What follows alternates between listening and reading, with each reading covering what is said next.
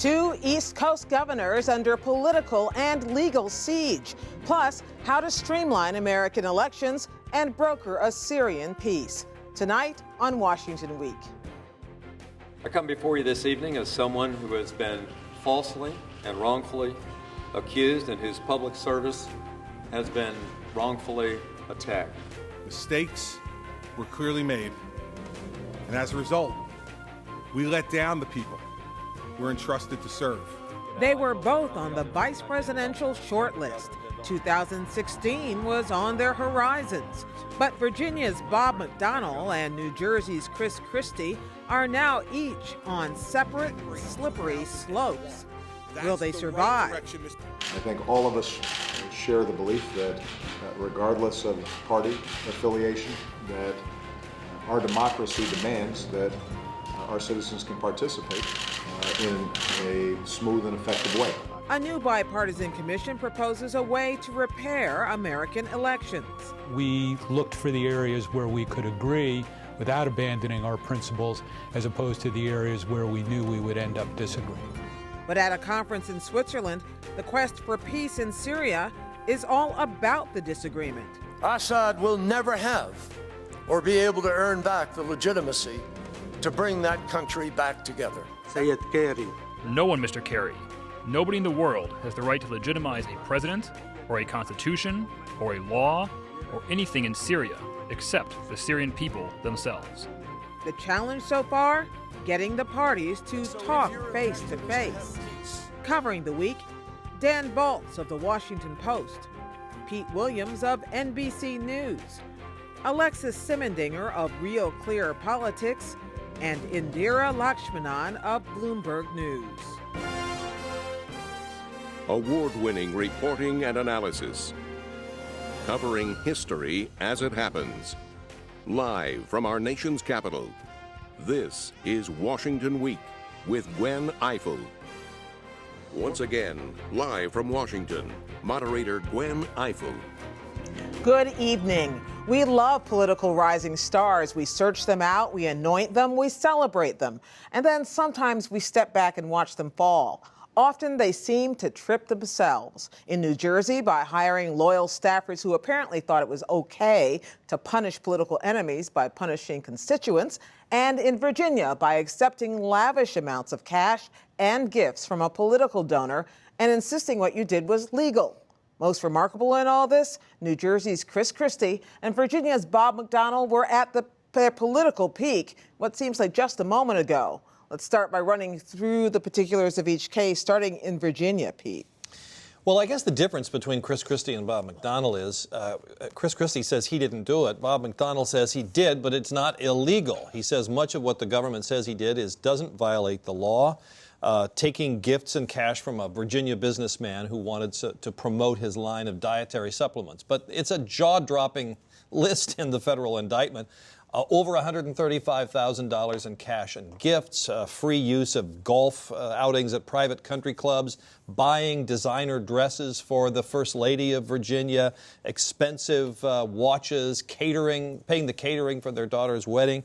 Now, he says this wasn't illegal because this was a friend. These were personal favors. And by the way, he said this is the same kind of promotion that the governor would do for any business in Virginia. So what it hinges on is, were these official acts? The federal government says, yes, they were. He facilitated meetings with state officials. He organized functions at the governor's mansion. He spoke at meetings for the business this guy was trying to promote. And that's enough, the government says, to basically end up being corruption. And Dan, in New Jersey, it's more old-fashioned political muscling that was going on. There's no talk so far about money changing hands or anything like that. No, it really is. There are now two cases or two examples of, in some form or another, hardball politics, political retribution, or something worse. And I think that's what we're waiting to find out in terms of these investigations. I mean, this started out initially as a scandal over closing down lanes on the George Washington Bridge,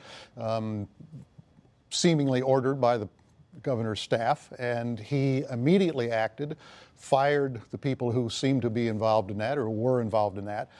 What's happened in the last week is that this has expanded on a new front. The mayor of Hoboken, Dawn Zimmer, came forward a week ago on MSNBC and said the lieutenant governor had said to her that hurricane relief funds for Hurricane Sandy were contingent on her fast-tracking a commercial development project in her city.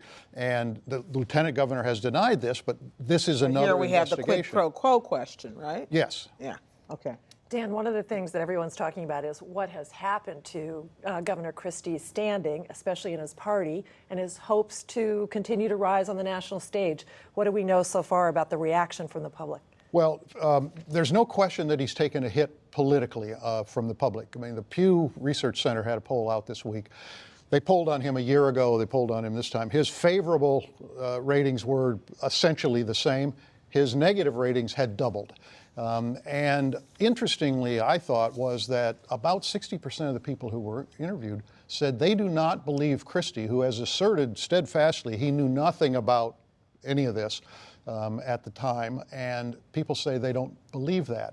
The other thing we've seen is that in these, sort of hypothetical matchups at this point, pitting Christie against Hillary Clinton in a 2016 race, he's taken a tumble there. He's doing less well on those fronts. One of the things I find interesting about this is that in both cases, the best possible take on what happened to these two is that other people not betrayed so much, but other people did things which flash back on them. Well, that's certainly Bob true. McDonnell's case, it's his wife. It all starts with his wife. Allegedly. According to the government, she's the one, shortly after the inaugural, who goes to this businessman and says, hey, can you buy me a designer dress? The governor's staff says you can't do that. She says, I'll take a rain check, and she made good on that. They basically, but the question is, what did he get out? The rain check involved a trip to New York City to buy designer He eventually clothes. takes her on a shopping trip to all the big high-end stores in New York and spends something like $15,000 on clothes, which, by the way, she then sends back and says, I realize this was just a loan. 2 years later, after the government starts to investigate. But if you read the indictment, she is the one who asks for a $50,000 loan because they're behind in their credit card bills. She's the one who asks him, according to the government, to pay $15,000 for catering. She's the one who says, hey, that's a nice watch. Why don't you get one like that, a Rolex watch like that for my husband? However, the indictment also says that he talked to this businessman, the governor did, about loans as well for himself and his business. And doesn't the indictment also accuse them of other crimes? What about lying to the government or not cooperating with the investigation? The centerpiece of the government's case against the McDonnell's is this corruption charge. Now, of course, she's not a public official, but they say there's a conspiracy between the two of them. So that's how they sort of wrap her into the conspiracy charge. But they also say they tried to hide a lot of these assets. They bought stock in this Virginia businessman's company, and then they sold it so it wouldn't show up on the books. That the governor didn't report all of these gifts and use of the businessman's private house and golf outings and so forth. And they also say that she misled investigators about whether this in fact was an old friendship, that the indictment says that the governor never met this businessman until 2009 when the governor was running for election, and they called him up and said, hey, can we use your plane in the campaign? But she told the FBI, oh, they've known each other for 30 years. I have two political questions for you, Dan, about these two guys. One, in the case of Chris Christie, you told us about the poll show, but I wonder if there is any inflection point politically, some position that he has, anything that will be the next shoe to fall. And the other thing in the case of McDonnell was he's no longer a governor. They waited a few days after he left office formally to bring this indictment. Was he really on a fast track to anything, to 2016? What were his political possibilities? That's a hard question to answer. I would say he was not on a fast track to 2016. Now, had none of this occurred, he would have been talked about, but I think that there were others, Chris Christie being among them, and some other governors and senators who probably had gone a little farther than he had in being speculated about for 2016 possibilities. Christie's situation is pretty clear. He left himself, in his press conference a couple of weeks ago, he left himself no wiggle room about what he knew or what he didn't know. If there is anything that comes out in any of this that suggests that that's not the case, he will take a terrible hit, and his national ambitions would probably be over. And I think, every Republican that I've talked to over the last few weeks about this agrees with that. On the other hand, he's chairman of the Republican Governors Association right now. People are standing by him. I talked to somebody today who said donors who give money to the Republican Governors Association like Christie. They think he is a strong executive. They think he has handled this as well as you could handle it. They think there's no reason that he can't continue to raise money for the RGA. But I think in the back of everybody's mind is, I don't want to get too far out in kind of saying everything is fine, because there are 2 investigations underway and we're going to learn more things than we know now. I want to talk about those investigations. Pete, why are these federal investigations? This is pretty simplistic, but why aren't these just state investigations into minor league malfeasance? Well, in the case of Chris Christie, of course, there is a state legislative investigation, but there's also potential federal cases, misuse of federal funds. One of the allegations is they misused the Hurricane Sandy funds. Right. So there is a federal hook, although I must say, when this case first broke, you got the very clear impression that the federal government wasn't exactly charging to get into it. Now, I think things have changed since the mayor came forward, and they seem to be a little more into it now. And in McDonnell's case, Virginia really has extremely weak laws against accepting gifts. And the question here is this really troubling question of, it's a federal law to deprive your employer, in this case the government, of your honest services. That's the federal government's hook. But it's not going to be easy to show, because they have to show that in exchange for all this, the governor performed official acts. Now, the governor is saying, hosting a thing at the governor's mansion, showing up and making some speeches, those are not official acts. So this is not a slam dunk for the government.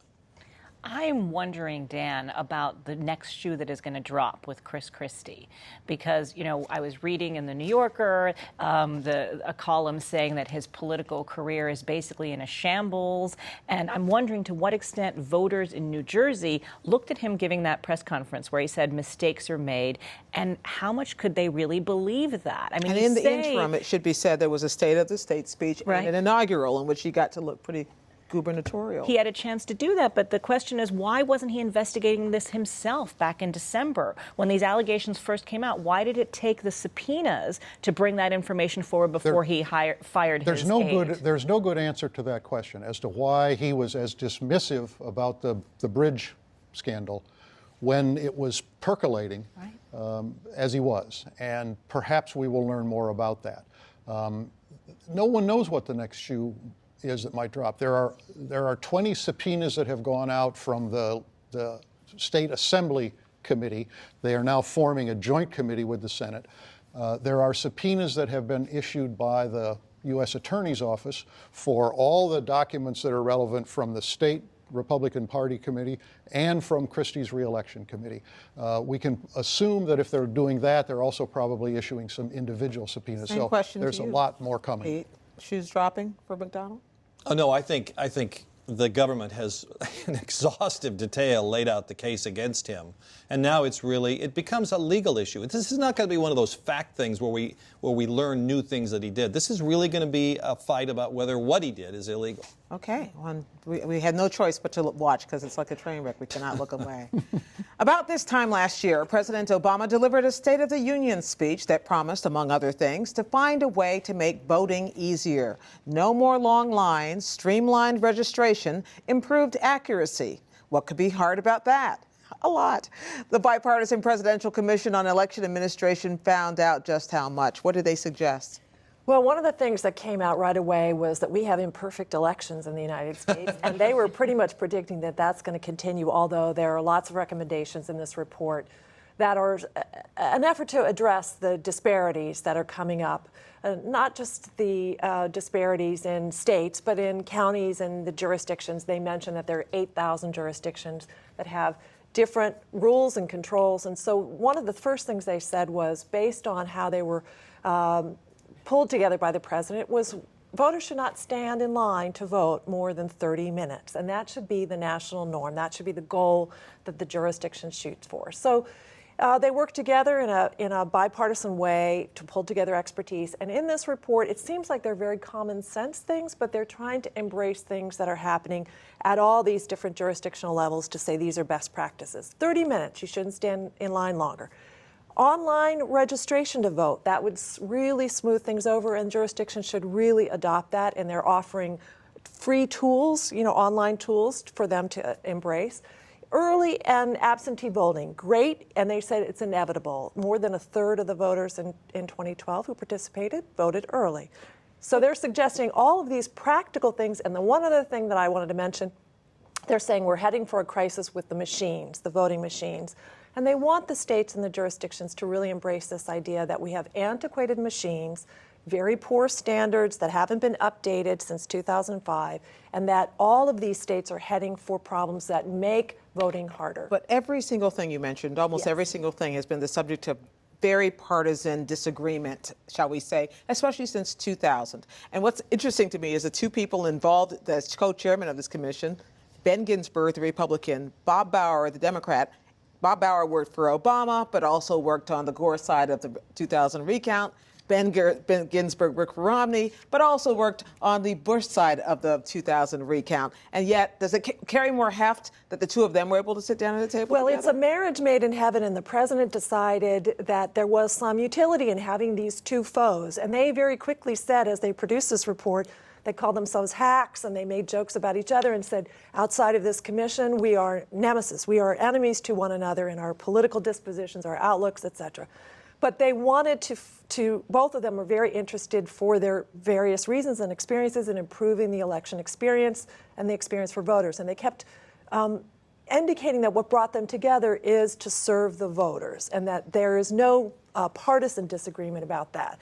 So there were many things that weren't in this report. So, for instance, they didn't want to touch electronic voting, online voting. They didn't talk about voter ID, which is a subject of massive and interesting partisan debate, including on Capitol Hill.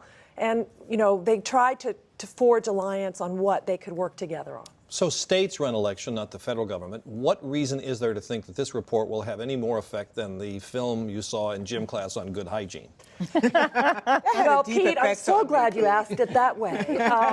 But it turns out that what they were trying to promote after doing 4 field hearings and going around the country and talking to experts is, there are really good, it's part of public administration. We should think about election administration in that way, and that is a little bit like hygiene class.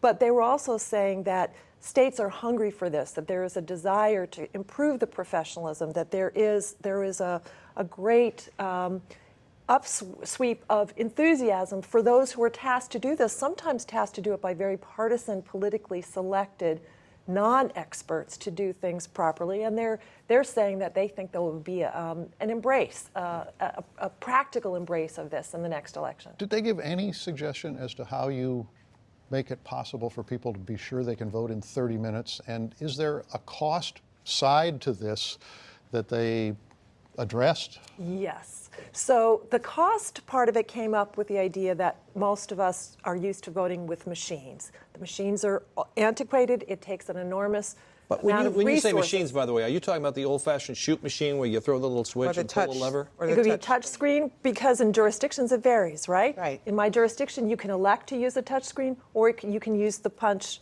card or paper ballot, right? So what they're saying is that across the country, they didn't want to tell people what to adopt, but they know that this is going to be an enormous resource issue. The other thing about the 30 minutes that was interesting is that there are some very practical tools now. If you can figure out how long it's going to take you to do any task now electronically, there are these calculators.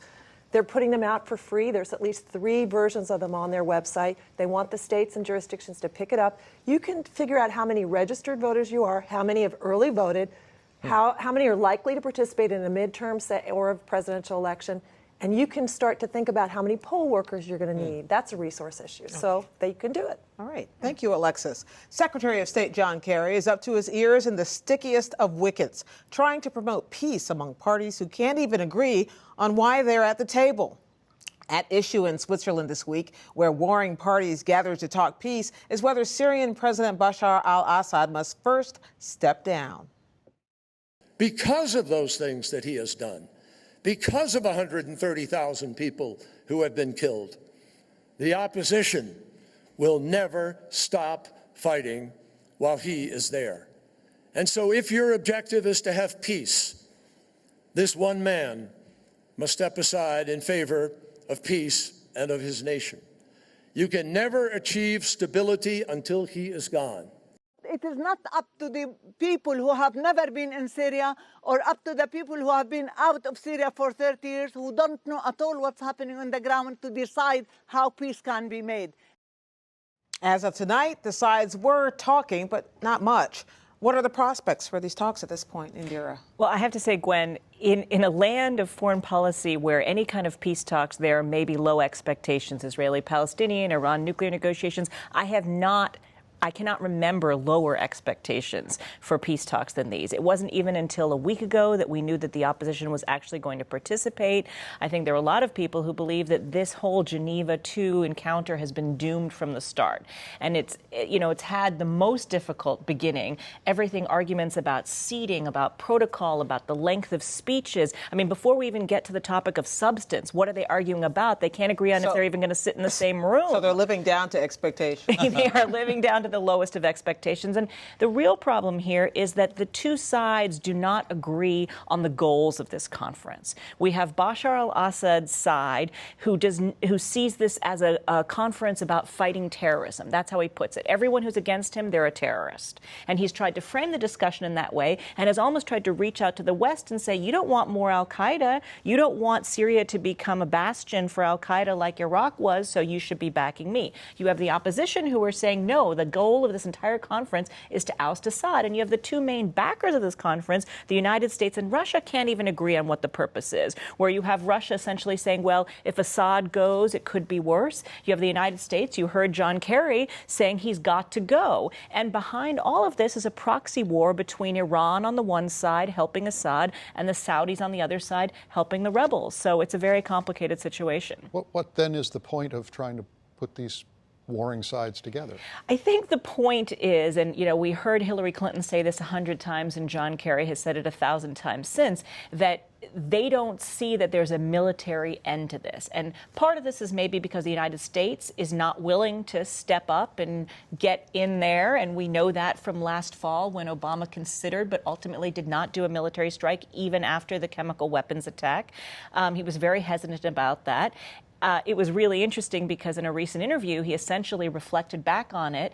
And although he said he was haunted by what happened in the chemical strike and the fact that, we've got more than 130,000 people dead in the 3 years of war, he also said he didn't think it would have made much of a difference if the U.S. had stepped in. So essentially, I think what the United States' position is, you have to have peace talks because it's not going to end on the battlefield. I think Assad increasingly sees in the last 9 months he's made a lot of advances on the battlefield, and he thinks he can end it that way.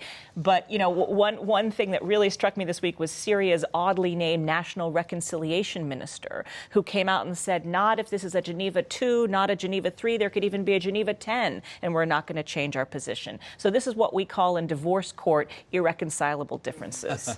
As if it wasn't complicated enough, Iran came into the picture this week, and the United Nations had some interesting early invitations. And then, at the White House, it was right. Yeah. So what happened in that bobble awkward. To make it awkward? Yes. Awkward. Yes, that was a surprise invitation that came from the point of view of the United States out of nowhere on Sunday, that Ban Ki-moon, the UN Secretary General, issued this invitation to Iran. Iran appeared to accept it. Then Iran came forward and said, oh, but by the way, we didn't agree to any preconditions. We didn't agree to the ouster of Assad. Then the very next day, Ban Ki-moon comes back and says, I hereby officially rescind the invitation. The invitation you didn't really accept that we thought you accepted. And the whole thing became very embarrassing. At the same time, it's really hard to imagine how do you get any solution if you're trying to have real peace talks if you don't have one of the main combatants at the table, because Iran is a combatant. They back Hezbollah. Their own forces are fighting alongside Assad's forces. So how do you solve the problem if they're not at the table? And that's what we're going to wait to see. Maybe this very weekend we'll see some progress, or maybe not. We'll find out. Thank you, everyone. We have to stop for now, but the conversation continues online on the Washington Week webcast extra, where we'll talk about the politics of gender. It's back. Thank you, Mike Huckabee. That streams live at 8:30 Eastern Time, where you can catch it all week long at pbs.org/Washington Week. Also online, my take on the great political cartoonist Herb Block in advance of the HBO documentary on his life, which airs this coming Monday. Keep up with daily developments now 7 days a week on the PBS NewsHour, including live coverage Tuesday night of the President's State of the Union address. And we'll see you here right next week on Washington Week. Good night.